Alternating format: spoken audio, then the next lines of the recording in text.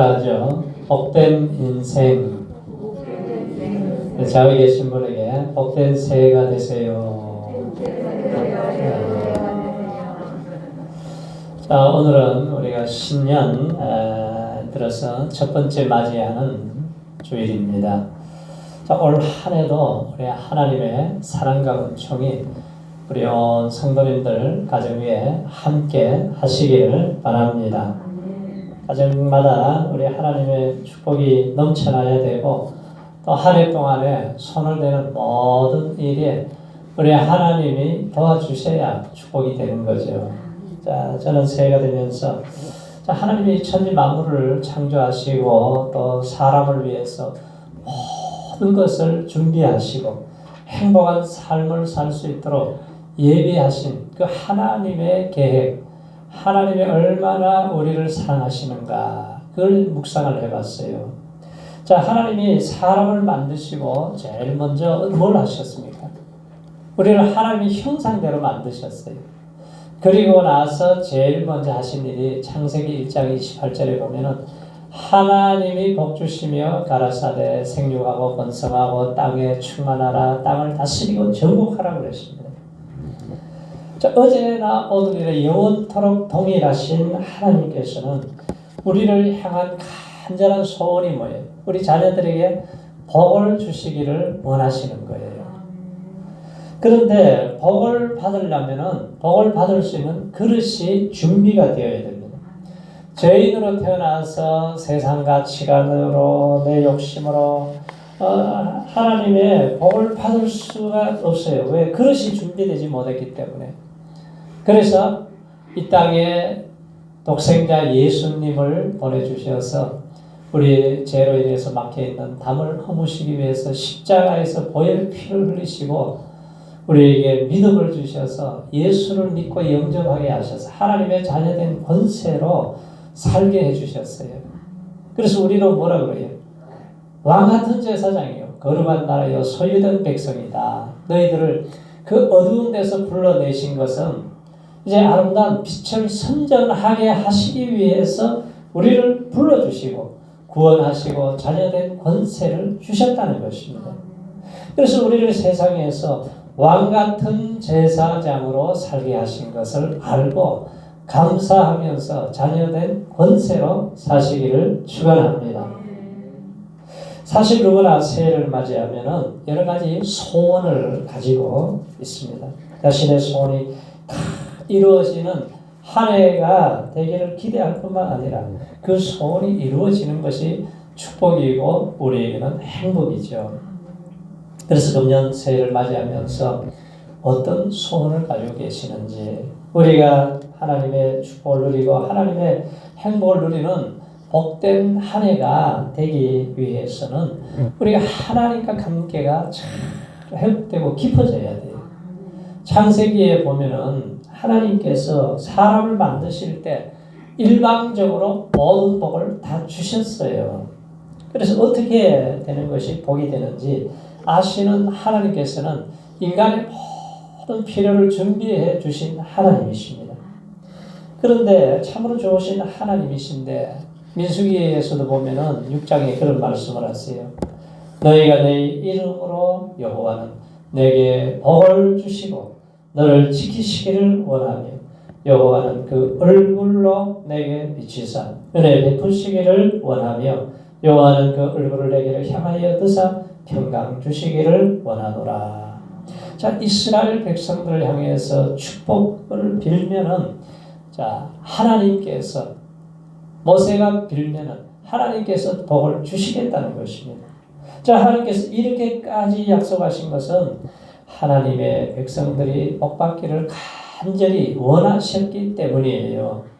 그래서 이것이 하나님의 마음, 하나님의 소원이라는 것입니다.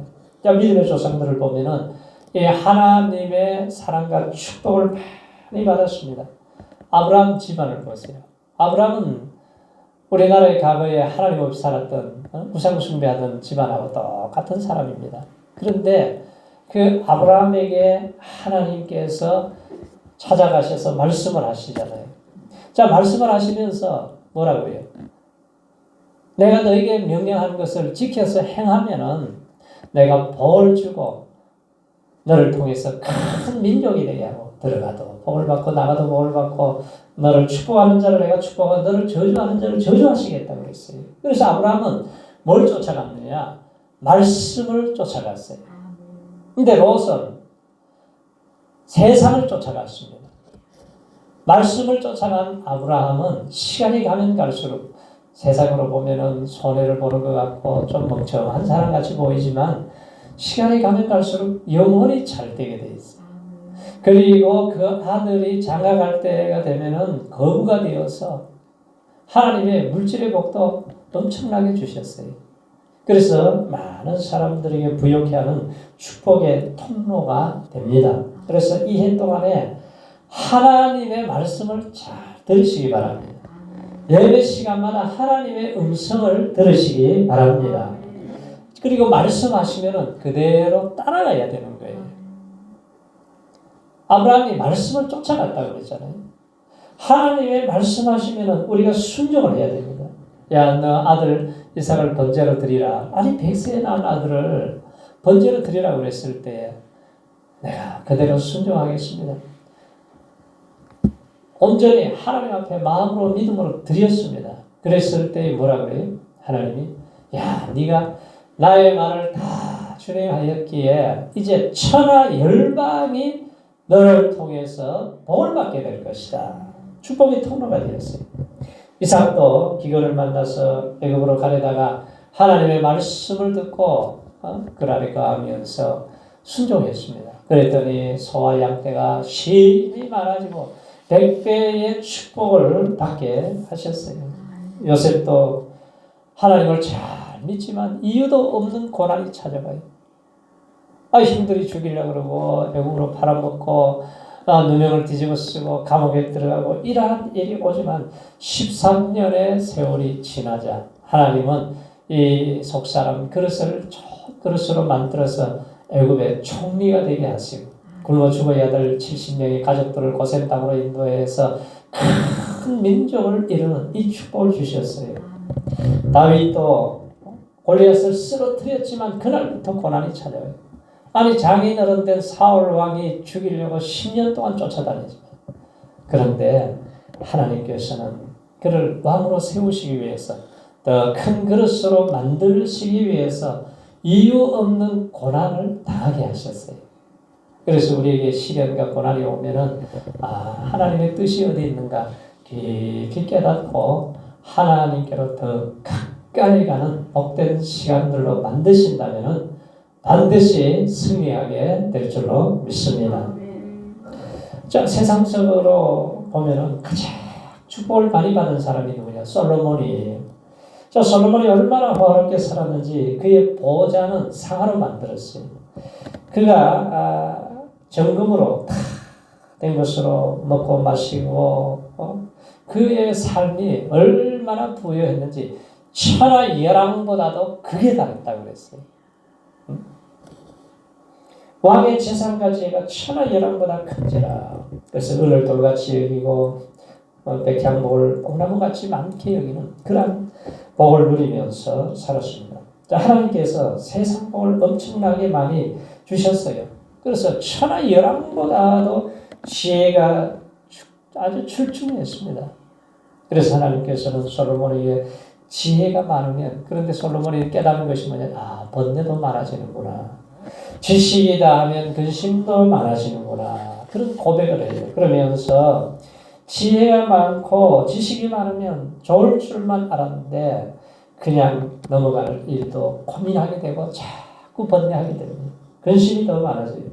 그래서 전도서 2장의 이하를 보면은 솔로몬은 어떻게 하면은 낙을 누릴 수 있을까? 사업을 크게 했습니다. 가수원도 크게 하고 그리고 쾌락을 위해서 노래 부르는 사람들이 옆에서 노래를 부르게 하고 술을 퍼마시고 집도 크게 짓고 노비 양떼를 많이 소유했습니다. 은금을 엄청 많은 소유를 가졌어요.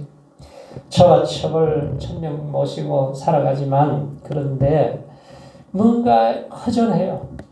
참된 만족이 있는 줄 알았는데 그렇게 만족이 없어요. 자, 우리가 이 세상의 사람들은 되게 이 솔로몬 같이 되려고 합니다. 솔로몬 같이 되기 위해서 정치를 하면서 상대방을 짓밟고 비방도 하고 어떻게 하든지 이 권력을 얻기 위해서 목숨을 걸고 싸워요. 그러나 이 전도서 2장에 보면은 결론은 그렇습니다. 솔로몬이 그래요. 그 후에 본즉 내 손으로 한 모든 일과 수고한 모든 수고가 다 헛되이 바람을 잡으려는 것이며 해 아래서 무익한 것이라. 다시 말해서 솔로몬은 엄청난 복을 받아서 해보고 싶은 것 다 해보았습니다. 그런데 다 모든 것이 헛된 짓이구나. 그 고백이에요. 마치 바람을 잡는 일처럼 허망하고 아무런 유익이 없구나. 그걸 깨닫게 된 거죠. 그래서 솔로몬은 사는 것을 하나의 눈에 이는 해 아래 사는 일이 내게 괴로움이라. 다 헛되이 바람을 잡으려는 것이므로 한탄을 합니다. 그래서 무조건 쾌락을 누리면은 좋은 줄만 알았는데 쾌락이 쾌락으로 끝나는 것이 아니라 근심이 찾아오고 괴로움이 찾아오고 고통이 찾아오는 대가를 치러야 돼요. 그렇기 때문에 쓸데없는 짓만 했다. 이 고백을 한 거죠. 자, 그렇기 때문에 결국 쓸데없는 짓만 했다는 거예요. 그래서 오늘날 많은 사람들이 솔로몬과 같이 되기 위해서 세상적인 목표를 가지고 거기에다가 손을 맞추고 살아갑니다.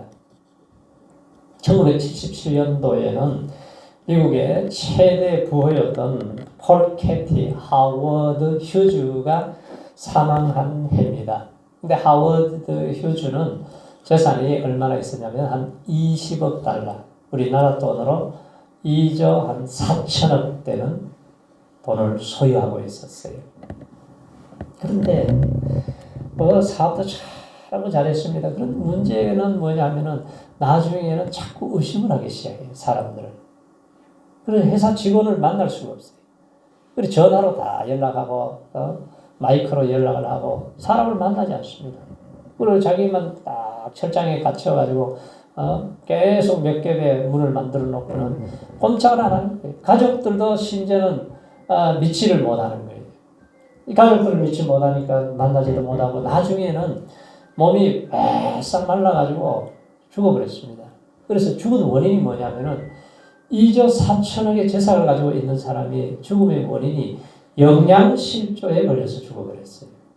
얼마나 이게 안타까운 거예요. 돈이 그렇게 많아도 행복을 잃어버리고 살아가는 거죠. 그래서 파스칼은 인간의 가슴에 하나님으로 채워야 할 공간이 있다. 그랬습니다.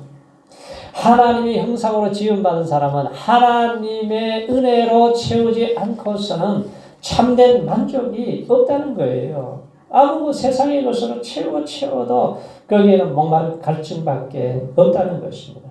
그렇게 돈이 많아서 부귀영화를 누리며 살았지만 나중에는 비참하게 싹 말라가지고 영양실조에 걸려 죽었다는 거예요. 자, 솔로몬도 보면은 처음에는 잘했는데 나중에 가서 무너지잖아요. 처음에 얼마나 잘했습니까? 처음에는 막 어려서 두려운 마음으로 하나님을 경외하고 하나님을 사랑하고 일천번제를 드리고 하나님이 뭘 주기를 원하느냐 그랬을 때 지혜를 구했을 때 야 네가 내 마음에 합한 것을 구했구나. 그래서 하나님께서는 보너스로 부귀영광은 그냥 주신 거예요. 그러면서 천하열왕보다도 뛰어난 왕이 되게 하셨습니다. 그런데 문제는 뭐냐면 성공의 자리에 올라가서 문제예요. 사람들이. 성공의 자리에 올라가서 그 자리를 지킨 사람 100명 중에 1명에 불과할까 정도가 되는 거예요. 왜? 자꾸 교만해지니까. 성공하고 나니까 하나님 말씀을 다 어겨버립니다. 야, 너 왕이 되면은 은금을 많이 두지 말고 여자를 많이 두지 말고 말을 많이 두지 말라고 그러는데 이 세 가지를 다 어겨버려요.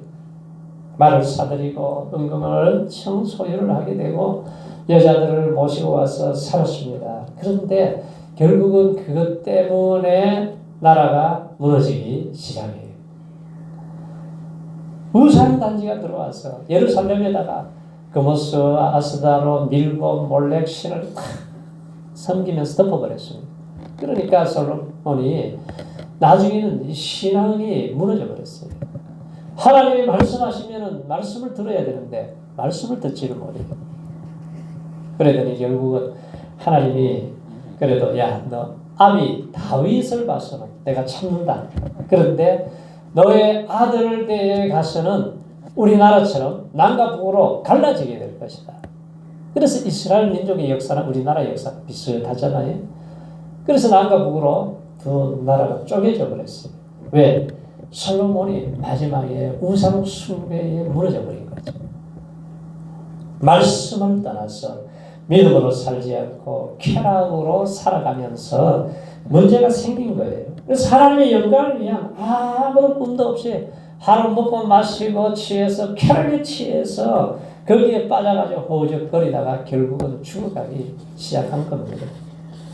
아무리 돈이 많아도 하나님 없이 사는 사람은 죄 가운데서 방탕하게 살다가 죄만 짓고 고통 중에 세상을 떠나게 됩니다. 어거스틴은 주여 우리 마음이 당신 안에 쉬기까지는 우리에게 참된 휴식이 없습니다. 그렇죠. 진정한 행복은 소유에 있지 않고 하나님을 주인으로 모시고 사는 데 있는 거예요. 올 한 해는 하나님을 주인으로 모시고 사시기 바랍니다. 하나님의 주인으로 모시고 사시다가 조금 지나면은 그냥 세상이 들어와서 돈이 들어와서 내 욕심이 들어오면은 하나님을 몰아내고 그게 하나님이 되어서 우리 인생을 자꾸 방황하게 만들고 무너뜨리기 시작하는 것입니다. 그래서 복이 되려면은 하나님을 모시고 하나님의 말씀 안에서 살아야 돼요. 영국의 빅토리아 여왕이 18세에 즉위했어요. 64년 동안 영국을 통치를 하게 됩니다. 윌리엄 4세가 일찍 죽었기 때문에 갑작스럽게 죽었기 때문에 여왕이 되었는데 나이도 어리고 야 이걸 어떻게 해야 되나 너무 걱정했어요. 그러니까 매일 하나님 앞에 엎드려서 기도를 하고 하나님 말씀을 읽고 하나님의 말씀으로 다스려 주시고 통치하여 주시옵소서. 그렇게 매달리고 기도하니까 해가 지지 않는 나라로 세워진 거예요. 빅토리아 여왕이 다스릴 때에 전 인구를 한 4억이나 되었습니다. 이 많은 사람들이 여왕 앞에 어린 나이임에도 불구하고 꼼짝을 못하는 거예요. 정치, 경제, 사회, 문화, 교육 모든 분야에 있어서 세계적인 국가로 만든 비결이 무엇입니까? 물어보면은 하나님의 말씀으로 이루어졌습니다. 겸손한 고백을 하나님이 하셨습니다. 원래 무슨 일이 잘 되고 성공해도 하나님이 하셨습니다. 이 고백을 하시기 바랍니다. 그 사람이 바른 사람이에요. 하나님의 말씀을 기이 여기고 묵상하고 하나님의 말씀을 통해 지혜를 얻고 하나님을 경외하며 살면은 분명한 하나님의 축복을 받게 되는 거죠. 유명한 사회학자 커밍 위건 현대인들이 성공하려면은 지능과 지식과 기술이 있어야 된다고 말하면서 이보다 더 중요한 것은 태도, 마음의 어떤 자세로 살아가느냐가 중요하다고 그랬어요. 마음의 자세가 중요해요. 우리가 예배 드리는 것도 마찬가지입니다. 우리가 하나님 앞에 나올 때는 상하고 통하게 하는 마음, 겸손한 마음으로 나오는 사람들은 하나님이 멸시치 않고 은혜를 베풀어 주세요. 그런데 우리가 교만한 마음으로 나와서 앉아 있으면 절대로 은혜가 들어올 수가 없습니다. 똑같은 시간에 똑같은 말씀을 듣고 똑같이 예배 드려도 어떤 사람은 감동을 받고 눈물이 터져 나오고 은혜를 받지만 그러나 준비가 되지 않는 그릇은 그냥 가만히 앉아 있다가 아무리 말씀을 들어도 한 길로 들었다가 한 길로 다 나가버립니다. 마당만 밟고 왔다 갔다 하면 얼마나 억울해요. 야곱은 형의 축복을 빼앗을 마음을 가진 욕심의 잘못된 태도를 가지고 있었어요. 그래서 장자권도 빼앗고 형님의 축복권 모든 것을 다 빼앗았습니다. 자기가 성공하는 줄 알았어요. 그런데 죽이려고 하니까 도망자 신세가 되어서 도망가서 20년 동안 고생을 하잖아요. 왜? 야곱을 좀 변화시켜서 축복받을 사람으로 만들려면 20년이 필요한 거예요. 사기를 잘 치는 사람은 사기꾼을 만나야 변화가 됩니다. 그러니까 자기보다 사기 더 잘 치는 라반을 만나가지고 라헬을 얻는데도 사기를 당하잖아요. 그래서 14년 동안 고생해서 라헬과 결혼하게 됩니다. 10번이나 삭설 변역을 시켜버렸어요. 그런데 하나님이 이제 때가 되니까 그 라반의 재산을 빼앗다시피 해가지고 야곱에게 2때가 이르도록 만들어 주시잖아요. 그렇게 해서 하나님이 돌아오게 하셨는데 그가 처음에 떠날 때에 베델에서 돌베개 하고 잠을 자다가 하나님을 만나잖아요. 그때 이런 고백을 해요. 하나님 아버지, 나와 함께 계시사 내가 나의 가는 길에서 나를 지키시고 먹을 양식을 주시고 입을 옷을 주시고 나로 편안히 아비 집으로 다시 돌아오게 하시면은 나의 하나님이 되실 것이고 기둥으로 세운 이곳이 전이 될 것입니다. 내가 11조를 하나님 앞에 드리겠습니다. 이 소원하고 기도한 대로 하나님이 함께 해주시고 은혜를 베풀어 주시니까 그대로 이루어지게 되고 그리고 나중에 뭐라 그래요? 너의 허리에서 왕이 나올 것이다. 많은 왕이 나오게 해서 너희를 통해서 축복의 가문으로 세워주시겠다. 만사가 형통한 복을 나중에 받게 되잖아요. 언제 받아요? 그릇이 준비돼야 받는 거예요.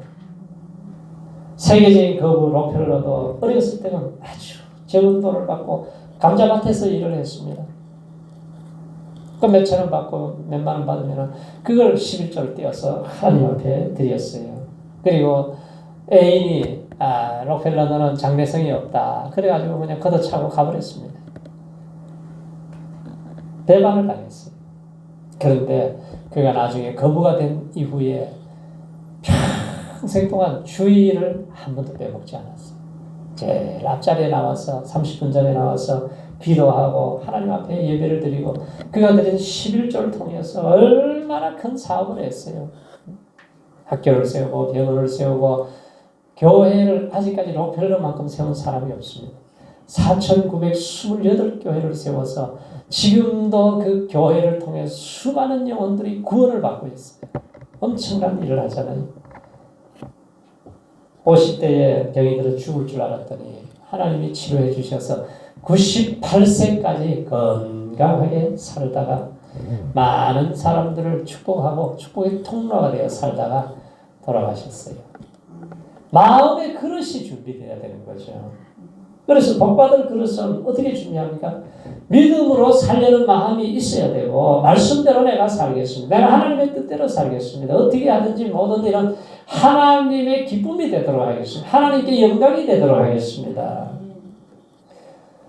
이 나라가 어떠니 사회가 어떠니 환경 탈탈 필요 없어요. 문제는 내가 문제예요.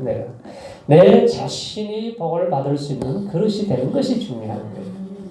그래서 우리 성도님들은 새해 첫 시간 첫 예배를 드리는데 원래는 마음의 그릇을 잘 준비하시기를 축원합니다. 하나님이 그렇게 축복하시기를 원하시는데 그릇을 준비해야 돼요. 예수 믿는 사람들은 다 아브라함의 후손들이잖아요. 아브라함의 복을 받아요. 그래서 우리만 복 받는 것이 아니라 나 때문에 회사가 복을 받고 가정이 복을 받고 인천이 복을 받고 나라와 민족이 복을 받게 하는 축복의 통로가 되시기 바랍니다. 어떤 사람이 가게를 개업을 했어요. 가게를 개업해서 한 10년 동안 잘하고 있는데 바로 앞에 말이죠. 큰 연세점이 마트가 생기기 시작해요.